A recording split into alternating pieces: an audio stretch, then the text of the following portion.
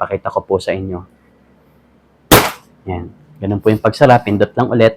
Tapos, tingnan nyo po kahit dahan-dahanin mo lang po siya. Walang problema. Diba? Kahit po bata, kayang-kaya po siyang gawin. Dahil nga po, hindi mo kailangan ng napakalakas na puwersa, no? Kapag isasara ang umbrella, which is minsan, lalo na po pag sa ulan, nasa public place po tayo, no? Minsan, biglang tumatalsik yung umbrella mo. Bukod sa, baka makasakit ka na, baka makabasa ka pa. So, pag ganito yung umbrella mo, anti-bounce umbrella, hindi mo na po kailangan na malakas na puwersa, no? Para maisara yung payong. So, safe po siya. Iwas makakasakit. Iwas talsik ng tubig.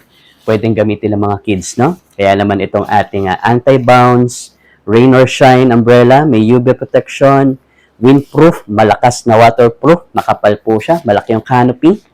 Nandiyan na po sa may yellow basket.